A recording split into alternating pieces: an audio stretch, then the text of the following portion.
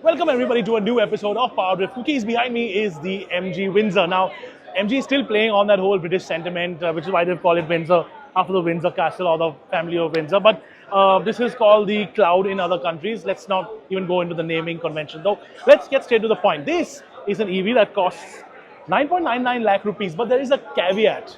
You get the car for 9.99, but you have to separately lease the battery. Well, not separately as a package, but you pay 3.5 rupees per kilometer for the battery pack.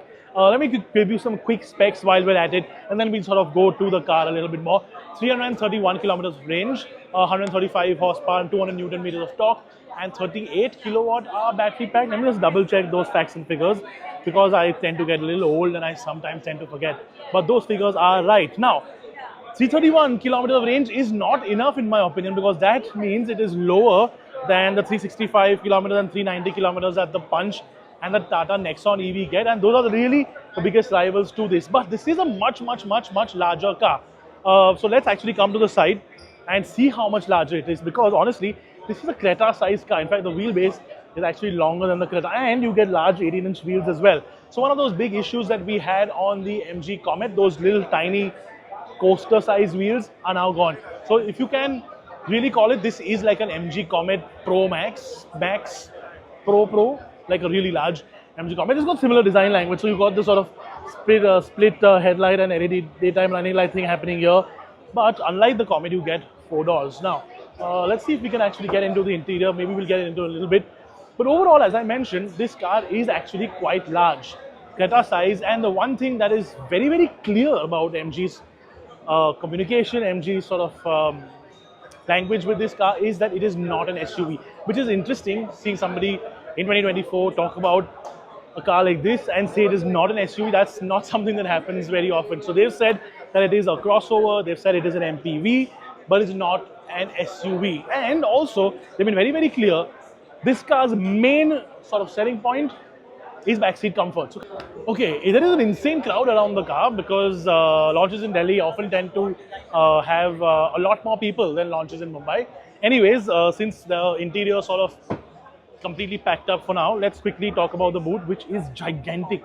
This is much larger than what most cars in this price point offer, and there is no sort of battery pack intrusion in the rear, because obviously this is a skateboard style design. So let's actually pull this and see what you get. Oh look, more storage on the bottom here as well. That's actually not bad, because if you really remove this, look how much space you got. That is a gigantic boot. And if you fold the seats flat, I mean, you can fit probably an MG Comet in there. Not really, but you know what I mean. So there you go, huge boot as well. And now we wait to get inside for our turn. Okay, we finally made our way into the interior of the MG Windsor. And first things first, design-wise, there are some really cool bits and pieces. So, for example, this really nice integrated door handle into the side rails. You can either hold it from here or you can hold it from the door handle. I like these little bits and pieces. I like good design, and this car has a lot of good design. For example, this nicely sort of contoured AC vent. Again, if it had 2 AC vents, it would be nicer because 2 passengers at the rear. But again, it's nice. Again, on the door pad, this little speaker and just the trim again looks quite nice. But the main thing about the Windsor at the rear is, of course, all the space. And there is a lot of space. Right, obviously you're not going to sit this way. You're going to sit normally like this. Flat floor, as you expect from an electric vehicle of a skateboard style design, and there's a lot of leg space as well. But the pièce de résistance, the sort of highlighting feature that everybody's going to talk about, is this 135 degrees of recline, which is, in my opinion, quite crazy. That's one of the biggest reclines on like a car this size. I mean, the Creta doesn't do it, and this sort of is a Creta-ish rival. Although again, I make this point again, this is not an SUV, it's a crossover, it's an MPV, it's a little passenger, it's like a larger hatchback, let's say that, larger hatchback, right? The other big thing which is really cool is this massive panoramic sunroof. It doesn't open up, so it's not a sunroof exactly, panoramic roof, you can call it that. It does have a little shade that shuts it down, so it's not just completely open all the time. But the other thing that we've noticed on the MG Comet, and something that we've noticed now on this car as well, is the fact that the quality of everything feels really upmarket. The quality of the leather, the quality of the way everything is stitched, is built, the little panels here, just the design of everything is really nice. It's really thought out. It's really high quality. So that's a good thing. Now we shall wait to get into the front because again, as I said, a lot of people today. Looks like people are doing a thesis on the car, but maybe they have more detailed videos than we do. Nonetheless, let's talk about the way the dashboard is, or the way the interior is up front. Massive, massive 15.6-inch screen.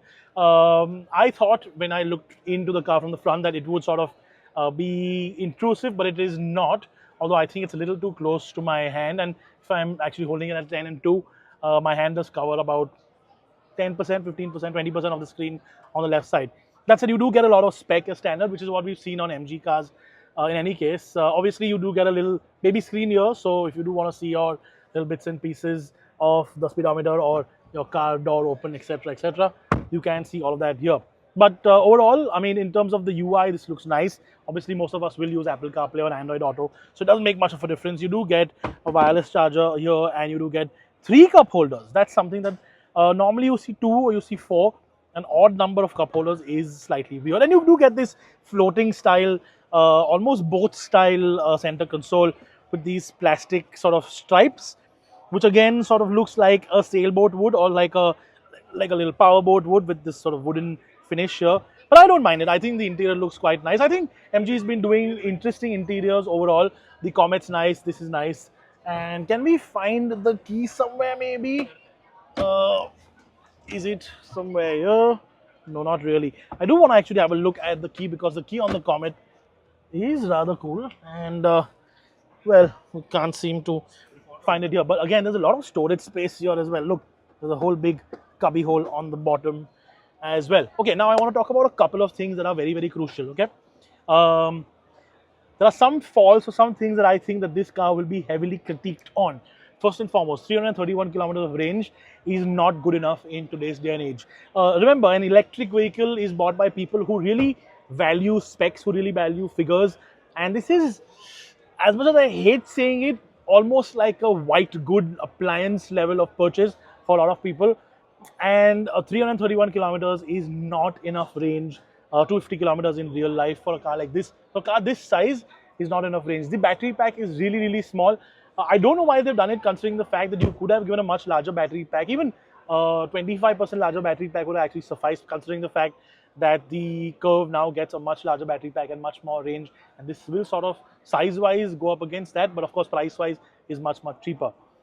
The other thing, of course, is the fact that, let's be honest, this is still technically a British company that is now Chinese owned, but now is Indian in this current form, because JSW or Jindal Steel is the majority stakeholder of MG in India. So if we are okay with Volvo, if you're okay with Lotus being what they are, we sort of should start being okay with MG being what it is as well. But that negative connotation is going to remain in people's heads. It's something that we can't change. But overall, though, I think it's an impressive product at the price point, especially if you're going to run, say, 1,000 kilometers maybe a month, which makes the battery rental really, really small, 3,500 kilometers a month. Overall, though, 2 things: the battery, of course, should have been better, and I think maybe a little more range should have been better, a little more performance overall. So mechanically or electronically, a little bit better performance would have been nice. Overall, though, I think I quite like it, especially for the price. Okay, reviews coming soon, so stay tuned for that. For now, we're going to leave you at this. I know it's a longer quickies. We're sort of doing these longer quickies. Maybe you like them, maybe you don't. But there are a lot of things to talk about in this car. So there you go. Tell me in the comment section. Again, be gentle with your words. You don't have to go absolutely crazy just because you don't like the car. It's fine. If you don't like the car, it's completely natural. But see you in the comment section below. See you guys. Bye-bye.